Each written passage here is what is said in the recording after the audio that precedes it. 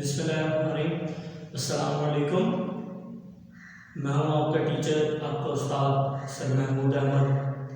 جیسا کہ آپ لوگوں کو پتہ ہے ہم پڑھتے ہیں بایولوجی، تو آج ہم آغاز کریں گے 10ویں کلاس کی بایولوجی سے. سبق نمبر 1 گیسوں کا تبادلہ، اور ٹاپک ہے ریسپیریٹری سسٹم کے امراض. تو بچوں، جیسا کہ ہمیں پتہ ہے کہ ریسپیریٹری سسٹم کے بہت سے امراض ہیں. سب سے پہلے تو ہمیں یہ پتہ ہونا چاہیے کہ ریسپیریٹری سسٹم ہوتا کیا ہے. تو اس سے پچھلے ٹاپکس میں ہم پڑھ چکے ہیں ریسپیریٹری سسٹم کے بارے میں. ایسا سسٹم جس میں اسے ہم نظام تنفس بھی کہتے ہیں، یا ایسا سسٹم جس میں ہوا کو اندر کھینچا جاتا ہے پھیپھڑوں کے اندر، اور اس میں موجود آکسیجن کو لے لیا جاتا ہے اور باقی کاربن ڈائی آکسائڈ اور دوسری گیسوں کو باہر نکال دیا جاتا ہے. اپنے ٹاپک کا آغاز کرنے سے پہلے میں چند چیزیں آپ لوگوں سے شیئر کرنا چاہوں گا، جن میں سے چند ایک یہ ہیں کہ ریسپیریٹری سسٹم کے امراض جو ہیں وہ پاکستان میں بہت زیادہ ہیں as compare to other countries. دوسرے ممالک کی نسبت پاکستان میں بہت زیادہ ہے. اس کی وجہ کیا ہے؟ اس کی سب سے بڑی وجہ یہ ہے کہ نہ صرف شہروں میں بلکہ دیہات میں بھی بہت زیادہ آلودگی اور آلودکار بڑھ چکے ہیں، یعنی کہ پولیوٹنٹس بہت بڑھ چکے ہیں. اب ان پولیوٹنٹس کی وجہ سے وہ پولیوٹنٹس کیا ہیں؟ مثال کے طور پر سگریٹ کا دھواں، کاروں کا دھواں، فیکٹری اور کارخانوں سے نکلنے والا دھواں. ان کی وجہ سے ہوا آلودہ ہو چکی ہے. جب ہم سانس لیتے ہیں، ہوا کو اندر لے جاتے ہیں، تو وہ آلودکار، وہ پولیوٹنٹس ہمیں نقصان پہنچاتے ہیں.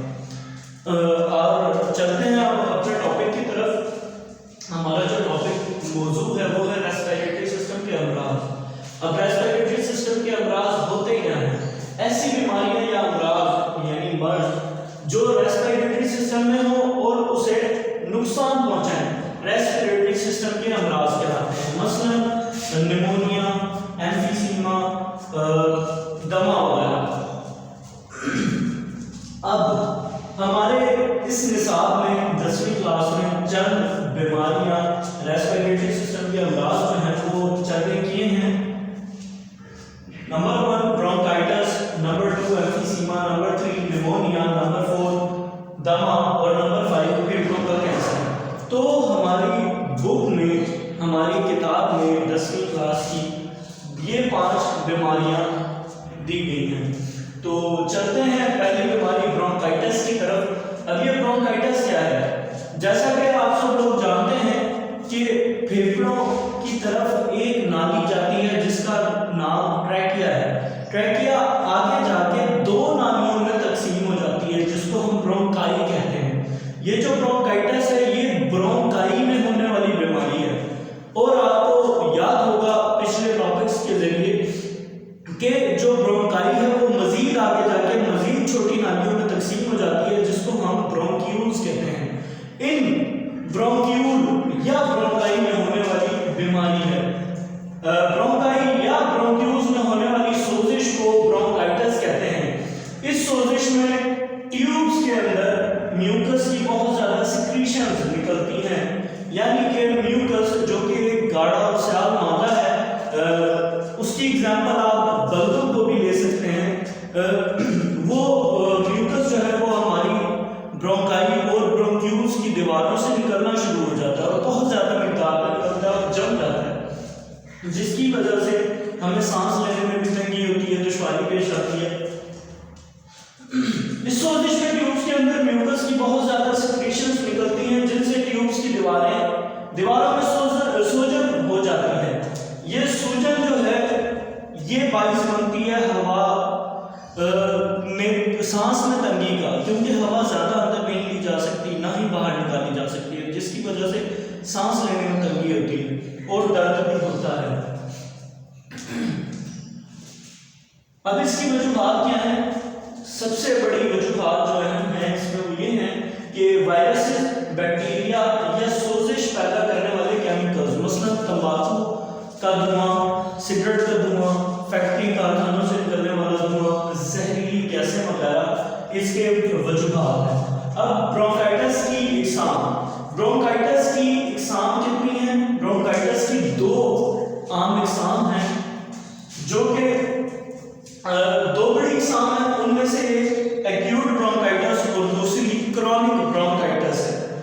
ایکیوٹ برونکائٹس کیا ہے؟ ایکیوٹ برونکائٹس عام طور پر تقریباً 2 ہفتے تک رہتا ہے، یعنی کہ اس کا مریض اگر مکمل طور پر علاج کرے تو وہ جلد صحت یاب ہو جائے گا، یعنی 2 ہفتوں میں ٹھیک ہو جائے گا.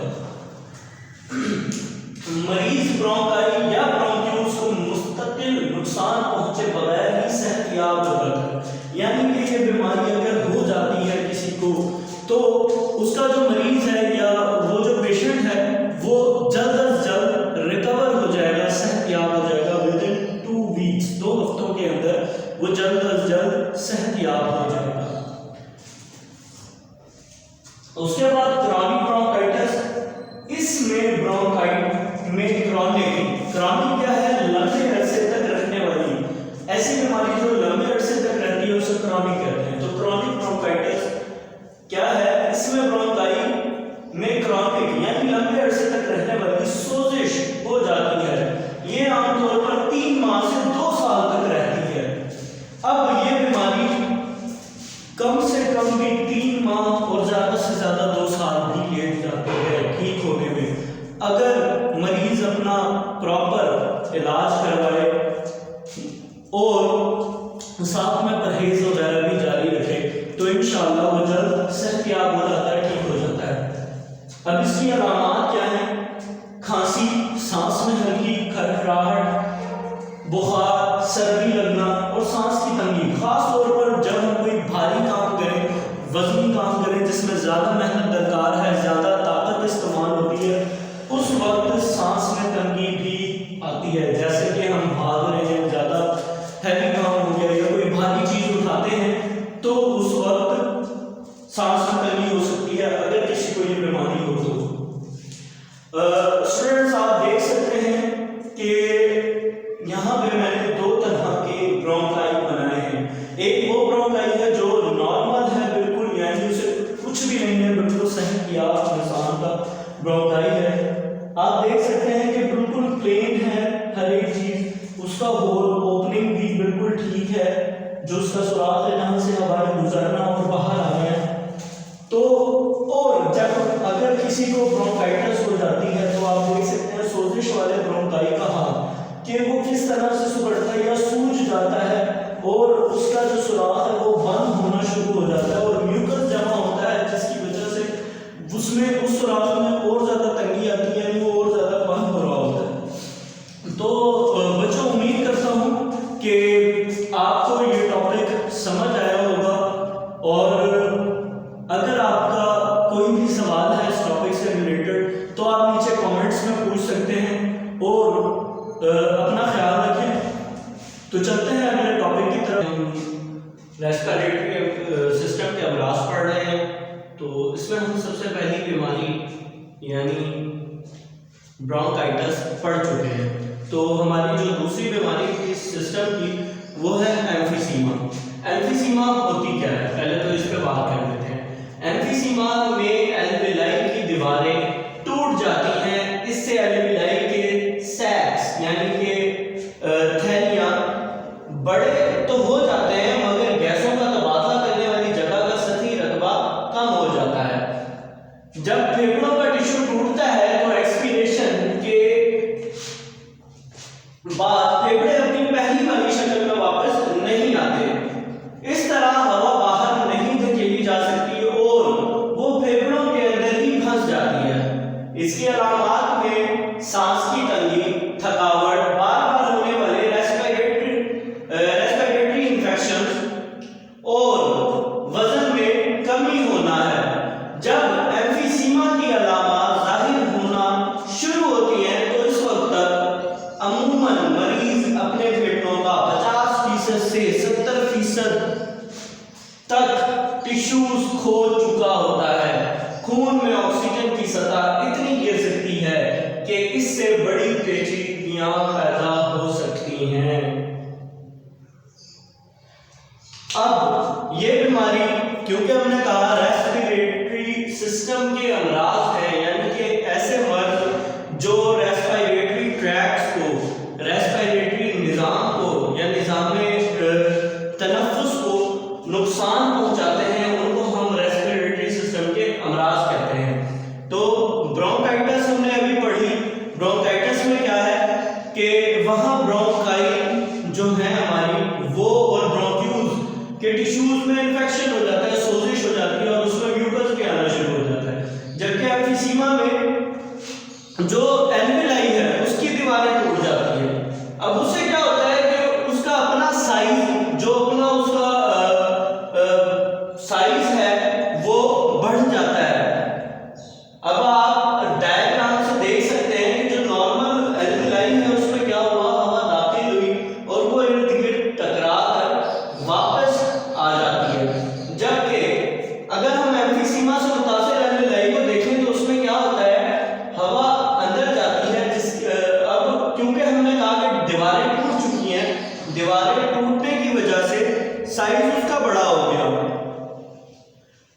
سائز تو بڑا ہو گیا، لیکن کیونکہ اس کی الاسٹیسٹی ختم ہو گئی، یعنی کہ جو اس کی لچک تھی، ہوا بھرنے سے جس طرح ایک بیلون ایک دوبارہ پھولتا ہے اور جب ہوا نکالے واپس اپنی سائز میں آ جاتا ہے، تو الویلائی کا بھی کچھ یہی فنکشن، یہی کام ہے۔ لیکن جب اس کی دیواریں ٹوٹ جاتی ہیں تو اب اس میں آپ ہوا بھر تو سکتے ہیں لیکن باہر نہیں نکال سکتے، ٹھیک؟ تو اس وجہ سے اب وہ ہوا اندر آتی ہے لیکن واپس باہر نہیں جا پاتی۔ اس لیے ہم نے یہاں بھی بیان کیا کہ اس کی دیواریں ٹوٹ جاتی ہیں، اس سے الویلائی کے سیکس، یعنی کہ اس کا جو اپنا سائز ہے، جو وہ خود تھیلی ہے، تو وہ تو بڑا ہو جاتا ہے لیکن گیسوں کا تبادلہ کرنے والی جگہ کا جو سطحی رقبہ ہے وہ کم ہو جاتا ہے۔ اب واپس ہوا کیونکہ نہیں لائی جا سکتی، اس وجہ سے سانس لینے میں تنگی ہوتی ہے، تھکاوٹ محسوس ہو جاتی ہے اور ساتھ کے ساتھ مختلف اور بیماریاں بھی لگ جاتی ہیں جو ریسپیریٹری انفیکشن جن کو ہم کہتے ہیں۔ اس کے علاوہ وزن میں بھی کمی آ جاتی ہے۔ دیکھیں جو ہمارا بلڈ ہے، ہمارا خون ہے، وہ جب پوری باڈی کا چکر لگا کے واپس ہارٹ میں آ رہا ہوتا ہے تو اس وقت وہ ڈی آکسیجنیٹڈ ہوتا ہے، یعنی کہ اس میں آکسیجن نہیں ہوتی، تو وہ لنگز میں سے ہو کر گزرتا ہے تاکہ وہاں پہ جو ہم ایئر انہیل کرتے ہیں، ہوا کو اندر لے کے جاتے ہیں، اس میں موجود جو آکسیجن ہے وہ بلڈ میں شامل کر لی جائے، خون میں داخل کر لی جائے، شامل کر لی جائے۔ اب کیا ہوتا ہے کہ کیونکہ ہمارے پاس وہ میکینزم اب نہیں رہا اس بیماری کی وجہ سے، تو اس میں کیا ہوا کہ صحیح طرح سے کام نہیں کر پاتا۔ اب صحیح طرح کام نہیں کر پایا تو اس کی وجہ سے جو بلڈ ہے، خون ہے، اس میں آکسیجن کی کمی ہو جاتی ہے۔ آکسیجن کی کمی ہونے کی وجہ سے اب وہ پوری باڈی کو جو خون جا رہا ہے وہ صحیح طرح سے اس میں انرجی نہیں مل پاتی یا اس میں آکسیجن نہیں ہوتی، تو باقی سیلز بھی آہستہ آہستہ کیا کرتے ہیں کہ مرنا شروع کر دیتے ہیں، ڈائی ہو رہے ہوتے ہیں اور وہ ویک ہوتے جاتے ہیں، جس کی وجہ سے ہمیں بیماریوں کو، بہت سی دوسری بیماریوں کا سامنا کرنا پڑتا ہے۔ اس کے علاوہ ہمارے وزن میں بھی کمی آ جاتی ہے، صرف پراپر طور پر آکسیجن نہ ملنے کی وجہ سے، خوراک نہ ملنے کی وجہ سے۔ امید کرتا ہوں آپ کو یہ والا ٹاپک بھی، یہ والی بیماری بھی سمجھ آ گئی ہوگی۔ اگر آپ کا کوئی سوال ہے اس بیماری سے متعلق تو آپ پوچھ سکتے ہیں نیچے کامنٹس میں، اور چینل کو زیادہ سے زیادہ سبسکرائب کریں، لائک کریں، شیئر کریں، دوسرے اپنے بھائیوں دوستوں تک بھی یہ ویڈیوز پہنچائیں تاکہ ان کا بھی بھلا ہو سکے۔ تو چلتے ہیں اگلی بیماری کی طرف۔ جی تو بچوں، ہماری تیسری بیماری ہے نمونیا۔ جیسا کہ آپ سب کو پتہ ہے، ہم پڑھ رہے ہیں ریسپیریٹری سسٹم کے امراض، اس میں جو تیسری بیماری ہے وہ ہے نمونیا۔ نمونیا بیسیکلی ہوتا کیا ہے؟ نمونیا جو ہے وہ پھیپھڑوں میں ہونے والا ایک انفیکشن ہے جس میں آپ کے پھیپھڑوں میں انفیکشن ہو جاتا ہے۔ آپ کو پتہ ہے کہ انسان کے جسم میں 2 پھیپھڑے ہوتے ہیں، اگر یہ انفیکشن دونوں پھیپھڑوں کو متاثر کرے تو اسے ڈبل نمونیا کہتے ہیں۔ اور نمونیا کی وجوہات کیا ہیں جس کی وجہ سے نمونیا ہوتا ہے، وہ کیا چیز ہے؟ تو سب سے پہلے تو اس میں ایک بیکٹیریم یعنی کہ اسٹریپٹوکوکس نمونیائی آ جاتا ہے،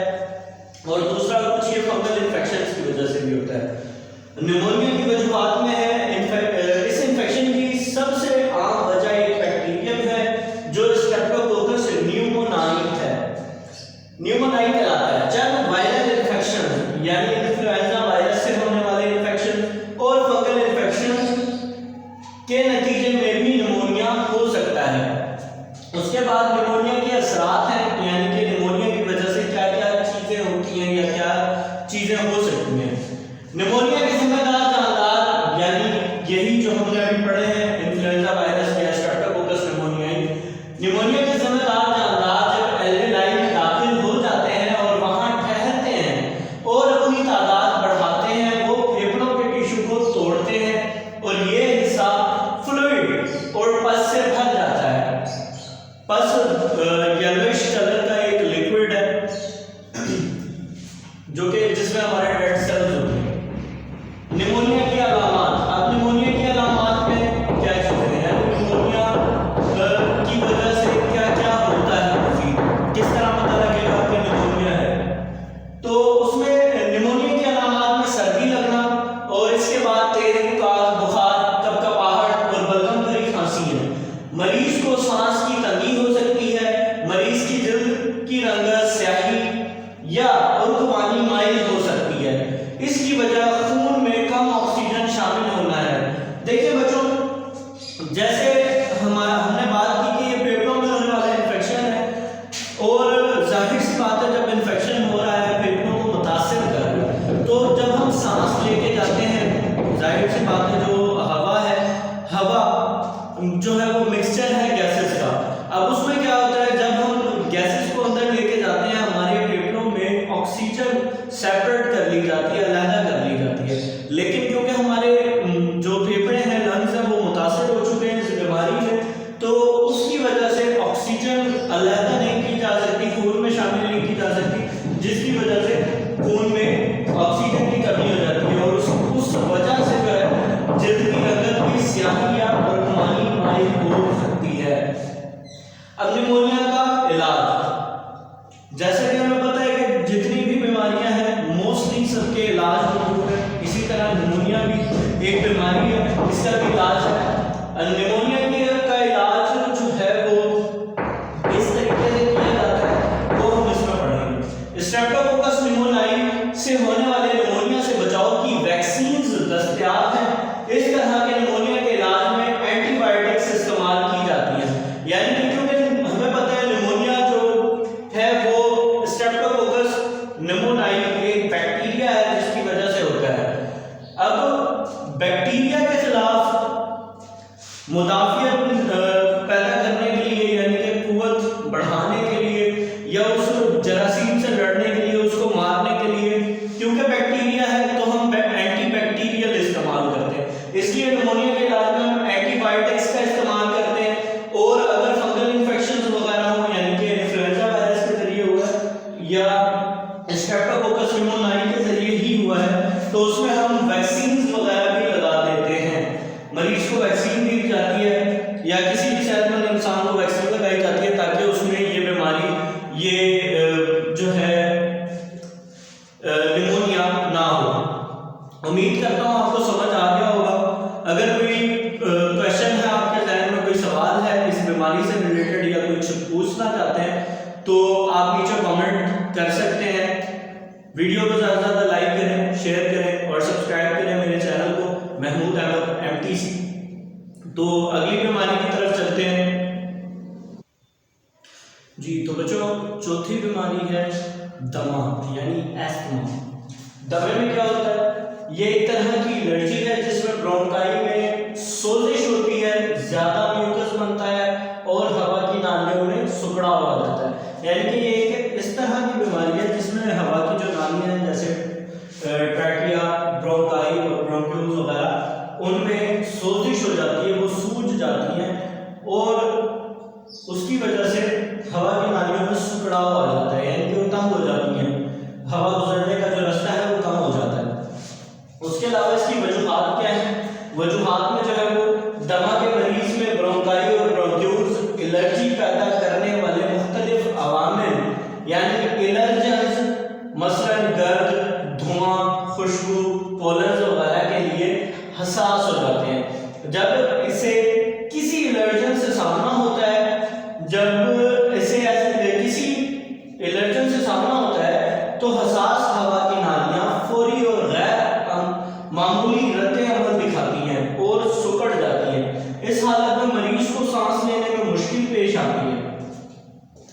پھر دمہ کی علامات ہیں. دمہ کی علامات میں کیا چیزیں شامل ہیں؟ دمہ کی علامات مختلف لوگوں میں مختلف ہوتی ہیں. اہم علامات میں سانس اکھڑنا، خاص طور پر مشقت کرنے اور رات کے وقت، یعنی جب اس نے کوئی مشکل کام کیا ہے، زیادہ محنت طلب کام کیا ہے، تو اس وقت اسے سانس میں تنگی لازمی ہوگی، سانس لازمی اکھڑے گا. کھرکھراہٹ یعنی سانس باہر نکالتے وقت سیٹی کی آواز آنا، کھانسی اور سینے میں تنگی کا احساس ہے. اب اس کا علاج کیا ہے؟ علاج میں دمہ کے علاج میں ایسے کیمیکلز دیے جاتے ہیں جن میں برونکائی اور برونکیولز کو کھولنے کی صلاحیت ہوتی ہے. ایسی دوا انہیلرز کی شکل میں دی جاتی ہے. انہیلرز کا مطلب ہے کہ چیز کو اندر لے کے جانا. انہیلر آپ نے دیکھا ہوگا اکثر جو دمہ کے مریض ہیں، دمہ کے جو پیشنٹ ہیں، ان کے پاس ایک اتنی ٹیوب نما چیز ہوتی ہے، وہ ٹیوب انہیلر کہلاتی ہے. اس میں دوائی ڈلی ہوتی ہے، کیمیکلز ہوتے ہیں جسے وہ انہیل کرتے ہیں، یعنی کہ سانس کے ذریعے اندر لے جاتے ہیں. جس سے کیا ہوتا ہے کہ ان کی جو سانس کی نالیاں ہیں وہ ذرا کھل جاتی ہیں، ان کا سکڑاؤ کم ہو جاتا ہے، اور اس طرح اس بندے کو سانس لینے میں آسانی ہوتی ہے. تو امید کرتا ہوں آپ کو یہ بیماری بھی سمجھ آ گئی ہوگی. اگر آپ کا اس بیماری کے متعلق یا پچھلی جتنی بھی ہم پڑھ چکے ہیں ان کے متعلق کوئی کوشچن ہے، کوئی سوال ہے، تو آپ لازمی پوچھ سکتے ہیں، نیچے کامنٹ میں ضرور پوچھیں. ویڈیوز کو زیادہ سے زیادہ لائک کریں، شیئر کریں، کامنٹ کریں اور چینل کو سبسکرائب کریں. تو اگلی بیماری کی طرف چلتے ہیں. جی تو اسٹوڈنٹس، ہماری 5th یعنی کہ 5ویں بیماری ہے پھیپھڑوں کا کینسر. اب یہ پھیپھڑوں کا کینسر جو ہے اسے انگلش میں لنگز کینسر بھی کہا جاتا ہے. یہ بیسیکلی بیماری کیا ہے؟ پہلے تو ہم اس کی ڈیفینیشن یعنی کہ تعریف پہ بات کر لیتے ہیں کہ یہ پھیپھڑوں کا کینسر ہوتا کیا ہے. تو پھیپھڑوں کے کینسر سے مراد پھیپھڑوں کے ٹیشوز میں بے قابو سیل ڈویژنز کی بیماری ہے. یہ ایک ایسی بیماری ہے جس میں جو پھیپھڑوں کے ٹیشوز ہیں، ان کے جو سیلز ہیں، وہ بار بار جو ہے وہ ڈویژنز کرتے رہتے ہیں، سیل ڈویژنز کرتے رہتے ہیں، یعنی کہ ان کا اپنے اوپر کوئی کنٹرول نہیں ہوتا کہ ایک فیز میں جا کے انہوں نے سیل جب 1 سے 2 میں ڈیوائڈ ہو چکا ہے اس کے بعد اس نے رک جانا ہے. لیکن نہیں، ایسا نہیں ہوتا. پھیپھڑوں کے کینسر میں ایسا نہیں ہوتا، بلکہ کیا ہوتا ہے کہ ایک سیل جو ہے وہ انویلنگلی مطلب اس کا اپنے اوپر کنٹرول نہیں ہے، وہ خود بخود جو ہے سیل ڈویژن کرنا اسٹارٹ ہو گیا ہے، 1 سے 2 میں تقسیم ہو رہا ہے. اس کے بعد وہ رکتا نہیں ہے بلکہ مزید جو ہے وہ ڈیوائڈ ہونے لگ جاتا ہے، تقسیم ہونے لگ جاتا ہے. تو اس وجہ سے اس بیماری کو ہم پھیپھڑوں کا کینسر کہتے ہیں. اب وہ بے قابو سیل ڈویژنز جو ہوئی ہیں اس کی وجہ سے وہاں پہ کافی سارے سیل اکٹھے ہونے لگ جاتے ہیں. اکٹھے ہونے کی وجہ سے وہ وہاں رسولیاں بنا دیتے ہیں جنہیں ہم انگلش میں ٹیومرز کہتے ہیں.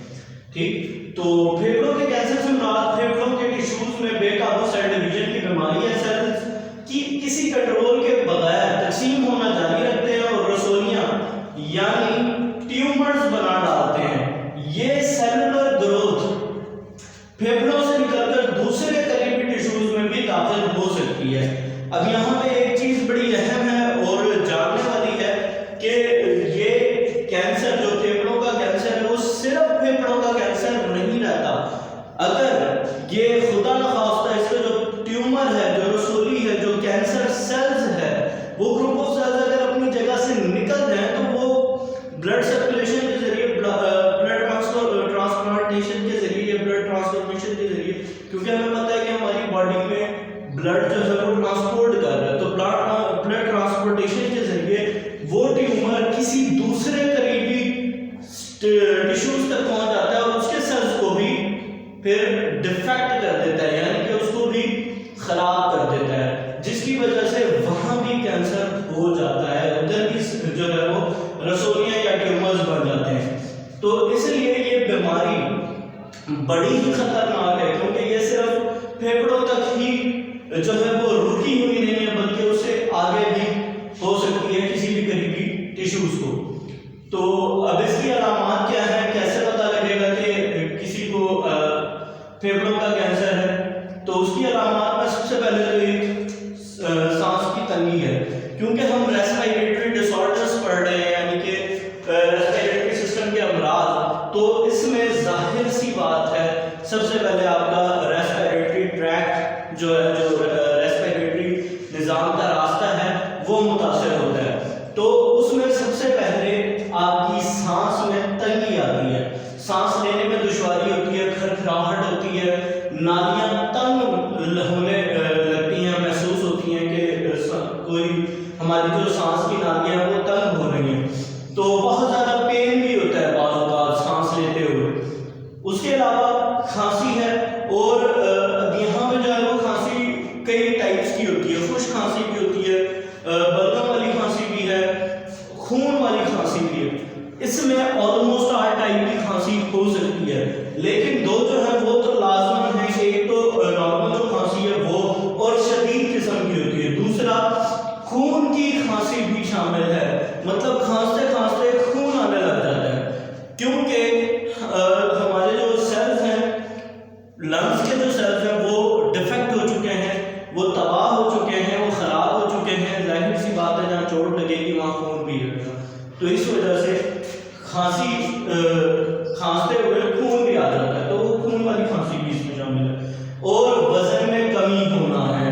اب اس کی علامات میں 3 ہم نے پڑھ لی, ایک تو سانس لینے میں تنگی, دوسری کھانسی, اور خون والی کھانسی بھی ہے اس میں, اور تیسری چیز جو ہے وہ وزن میں کمی. ایک دم سے وزن میں کمی ہونے لگ جائے گی, اور وہ کیوں ہوتی ہے؟ ہوتی اس وجہ سے ہے کہ دیکھیں ہمارے جو باڈی ہے وہ کروڑوں اربوں خربوں سیلز کی بنی ہوئی ہے. ہر سیل لیونگ ہے, اور لیونگ ہونے کی وجہ سے اسے آکسیجن چاہیے, فوڈ چاہیے, ٹھیک. تو آکسیجن جو ہے ہماری باڈی میں 2 طرح کا بلڈ پایا جاتا ہے, ڈی آکسیجنیٹڈ اور آکسیجنیٹڈ. ڈی آکسیجنیٹڈ بلڈ وہ خون ہے, وہ بلڈ ہے جس میں آکسیجن کی مقدار بہت ہی کم ہوتی ہے یا نہ ہونے کے برابر ہے, ٹھیک. اور آکسیجنیٹڈ بلڈ وہ بلڈ یا خون ہے جس میں آکسیجن کی مقدار زیادہ ہے, اور اس کو ہم فریش بلڈ بھی کہہ سکتے ہیں. اب اس میں آکسیجنیٹڈ بلڈ, ڈی آکسیجنیٹڈ کو آکسیجنیٹڈ بنایا جاتا ہے ہماری باڈی میں. بناتے کس طرح ہے کہ جب پوری باڈی میں بلڈ سرکولیٹ کرتا ہے, ٹرانسپورٹ کیا جاتا ہے, اور پھر واپس ہارٹ میں لے کے آیا جاتا ہے, تو ہارٹ سے واپس جو ہے وہ ہمارے لنگس تک پہنچایا جاتا ہے, تاکہ وہاں پہ کیونکہ ہم فریش ایئر لے رہے ہیں تو آکسیجن بلڈ میں شامل کر دی جاتی ہے. اس طرح سے ڈی آکسیجنیٹڈ بلڈ آکسیجنیٹڈ ہو جاتا ہے. یہ چیز ہم 9th کلاس میں پڑھ چکے ہیں. تو انشاءاللہ مزید 9th کلاس کی سیریز میں جتنے بھی لیکچر ہیں تو اس میں ہم ڈیٹیل کے ساتھ بھی یہ پڑھیں گے, والا ٹاپک بھی. تو اب ڈی آکسیجنیٹڈ بلڈ کو آکسیجنیٹڈ بلڈ بنایا جاتا ہے, اور پھر وہ بلڈ واپس ہارٹ میں لایا جاتا ہے, اور ہارٹ سے پھر پوری باڈی کو ٹرانسپورٹ کر دیا جاتا ہے. اب وہی بلڈ جو ہے سرکولیٹ کرتا ہے آکسیجنیٹڈ, اور پھر واپس سے وہ ڈی آکسیجنیٹ ہو جاتا ہے. اس طرح ہر سیل کو خوراک بھی مل جاتی ہے اور آکسیجن بھی مل جاتی ہے.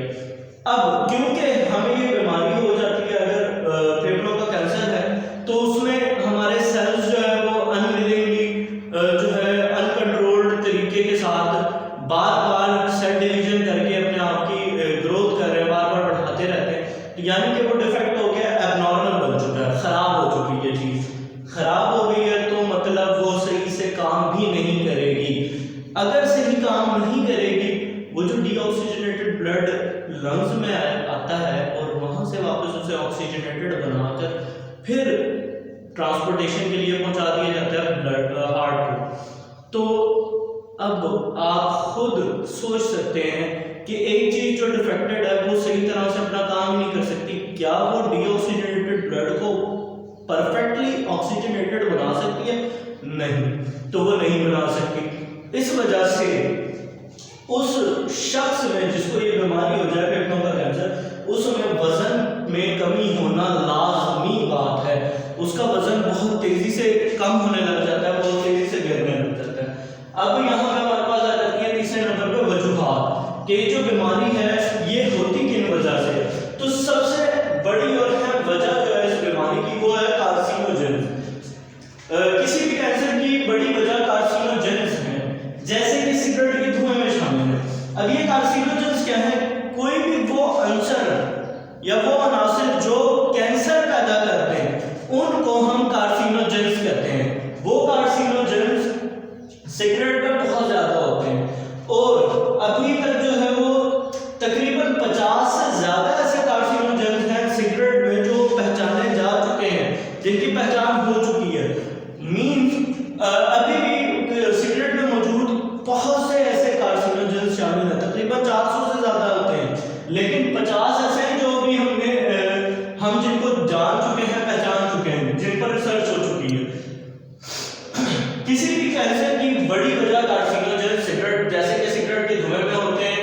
आयोनाइजिंग रेडिएशन और वायरल इन्फेक्शन है। आयोनाइजिंग रेडिएशंस क्या होती हैं? तो बच्चों आयोनाइजिंग रेडिएशंस वो रेडिएशंस है जो आयोनाइज होती हैं, यानी कि अंदर जज्ब हो जाती हैं, जैसे कि एक्स रेज वगैरह है। अब ये ऐसी और उसके अलावा कुछ और अल्ट्रावायलेट रेज होती हैं, वो आयोनाइज होते हैं, यानी कि जिससे में दाखिल होकर नुकसान पहुंचाती हैं। वो फिर इसी तरह फेफड़ों के कैंसर या किसी भी दूसरे कैंसर की वजूहात बन सकती हैं। अब वायरल इन्फेक्शन पे बात करें तो वायरल इन्फेक्शन वो इन्फेक्शन है जो वायरसेस की वजह से होते हैं, ठीक। जैसे कि कोविड-19 कोरोना वायरस आजकल चल रहा है, तो ये भी जो है वो अगर फॉर एग्जांपल लंग्स पे, क्योंकि लंग्स पे ये असर करता है, हमला करता है, तो ये भी फेफड़ों के कैंसर का बायस बन सकता है, ठीक। उसके बाद तंबाकू नोशी फेफड़ों के कैंसर की बड़ी वजह है। आप लोगों को पता है आजकल के दौर में, आजकल के ज़माने में तकरीबन हर दूसरा, तीसरा या चौथा बंदा सिगरेट स्मोकिंग करता है, यानी कि वो स्मोकिंग कर रहा है, तंबाकू नोशी का इस्तेमाल कर रहा है। उसमें अब तंबाकू नोशी में सिर्फ सिगरेट ही शामिल नहीं है, तंबाकू नोशी में सिगरेट के साथ साथ पान, नस्वार, छालिया और मुख्तलिफ किस्म के गुटखे का इस्तेमाल भी तंबाकू नोशी में आता है। तो आजकल हर दूसरा बंदा ये चीज़ें इस्तेमाल कर रहा है और इसी वजह से उसमें बहुत ज़्यादा कमजोरी होने लग जाती है। क्यों? क्योंकि उनके जो लंग्स हैं वो परफेक्टली काम नहीं कर रहे हैं। वो अगर अभी उसको कैंसर नहीं है तो इट इज़ पॉसिबल, ये मुमकिन है कि उसे आगे हो जाए। क्यों? क्योंकि अगर वो कंटिन्यूसली वो इस्तेमाल करता रहता है, बाकायदगी से वो कार्सिनोजेंस का इस्तेमाल करता है, क्योंकि तंबाकू नोशी में कार्सिनोजेंस की मिकदार बहुत ज़्यादा होती है, जिसकी वजह से फेफड़ों का कैंसर हो जाता है। तंबाकू नोशी ना करने वालों में फेफड़ों के कैंसर का खतरा बहुत कम होता है, ठीक। कि अगर कोई बंदा तंबाकू नोशी नहीं करता तो उसमें जो है वो कैंसर का खतरात कम है, फेफड़ों के कैंसर के खतरात कम है। क्यों? क्योंकि वो उस चीज़ को इस्तेमाल नहीं कर रहा जिसने एक चीज़ को नुकसान देना, फेफड़ों को जिसने नुकसान देना वो उस चीज़ को इस्तेमाल ही नहीं कर रहा। इस वजह से उसमें जो खतरा है फेफड़ों के कैंसर का वो कम होता है। सिगरेट के धुएं में 50 से ज़्यादा ऐसे कार्सिनोजेन मौजूद होते हैं जिनकी पहचान हो चुकी है, जैसा अभी मैंने थोड़ी देर पहले बताया। अच्छा, उसके बाद यहाँ पे आपकी बुक में एक पॉइंट दिया गया है जहाँ पे लिखा हुआ है पैसिव स्मोकिंग। तो मैंने कहा कि आपको इसके साथ एक्टिव स्मोकिंग का भी बताया जाए। एक्टिव स्मोकिंग क्या है और पैसिव स्मोकिंग क्या है? एक्टिव स्मोकिंग उस स्मोकिंग यानी तंबाकू नोशी को कहते हैं जो बाकायदा तौर पर हो रही है, कि एक बंदा अगर वो स्मोकिंग कर रहा है, फॉर एग्जाम्पल अगर मैं स्मोकिंग करता हूँ तो मैं एक्टिव स्मोकिंग कर रहा हूँ, मतलब मैं खुद वो चीज़ वो स्मोकिंग कर रहा हूँ और मुझे यानी एक्टिव स्मोकिंग करने वाले को एक्टिव स्मोकर कहेंगे, ठीक। वो चीज़ जो खुद मतलब कोई एक बंदा पर्सनली कर रहा है उसको एक्टिव स्मोकिंग कहते हैं और उस करने वाले को एक्टिव स्मोकर कहते हैं। इसी तरह जो पैसिव स्मोकिंग है वो स्मोकिंग है, वो तंबाकू नोशी है जो दूसरा बंदा किसी पहले बंदे के उससे कर रहा है। फॉर एग्जाम्पल मसलन मैं स्मोकिंग नहीं करता, मैं तंबाकू नोशी नहीं करता, लेकिन कोई मेरे फ्रेंड सर्कल में या कोई रिलेटिव में या कोई भी मैं कहीं बैठा हूँ वहाँ कोई बंदा कर रहा है, वो बंदा जो करने वाला है वो है एक्टिव स्मोकर और वो एक्टिव स्मोकिंग कर रहा है। मैं नहीं करता, मैं उसके साथ बैठा हूँ, लेकिन उसकी सिगरेट से निकलने वाला धुआं जो हवा में जा रहा है वो हवा में इनहेल कर रहा हूँ, अंदर लेके जा रहा हूँ, तो वो उस वजह से मैं पैसिव स्मोकर हो गया, क्योंकि मैं उसकी छोड़े हुए धुएं को, उसकी सिगरेट से छोड़े हुए धुएं को अपने अंदर लेके जा रहा हूँ, इनहेल कर रहा हूँ, तो मैं पैसिव स्मोकर हो गया और ये जो अमल है ये पैसिव स्मोकिंग हो जाएगा। तो इसको पैसिव स्मोकिंग कहते हैं। आई होप कि आपको एक्टिव स्मोकिंग और पैसिव स्मोकिंग समझ आ गया होगा, एक्टिव स्मोकर और पैसिव स्मोकर भी समझ आ गया होगा। उसके बाद फेफड़ों के कैंसर से बचाव, कि फेफड़ों का कैंसर से हम कैसे बच सकते हैं। हमने अभी डिस्कस किया कि जो इसकी मेन वजह है बड़ी वो है कार्सिनोजन, और वो सबसे ज्यादा पाए जाते हैं सिगरेट नोशी में, यानी कि सिगरेट के धुएं में। तंबाकू नोशी अगर हम छोड़ दें, तंबाकू नोशी जो कि इब्तदाई मसला है, पहला बुनियादी मसला है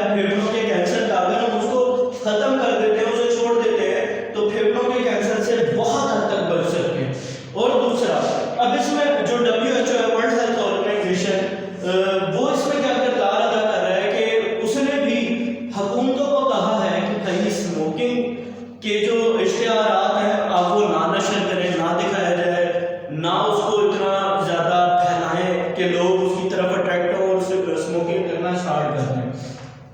تو یہ WHO کا کردار ہے پھیپھڑوں کے کینسر سے بچاؤ کا کہ جی اس نے جو ہے وہ منع کیا ہے تمام حکومتوں کو، یہ تجویز دی ہے کہ آپ بالکل بھی نہ یہ اشتہارات نشر کریں، نہ کسی بھی قسم کی اس کی اسموکنگ کی، تمباکو نوشی کی ایڈورٹائزمنٹ کریں. تو یہ اس طرح سے ہم بچ سکتے ہیں کہ اگر ہم کارسینوجنس کا استعمال چھوڑ دیں، تمباکو نوشی کو چھوڑ دیں.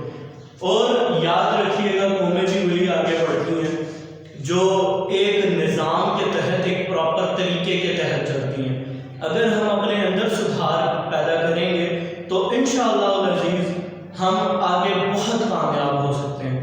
تو امید کرتا ہوں آپ کو یہ پورا ٹاپک پانچوں کی پانچوں بیماریاں جو ہمارے نصاب میں شامل ہیں سمجھ آ گئی ہوں گی. اگر آپ کا کوئی کویشچن ہے، کوئی سوال ہے، کوئی چیز آپ نے دوبارہ پوچھنی ہے، کوئی بھی معلومات چاہتے ہیں تو آپ نیچے کامنٹ کر سکتے ہیں.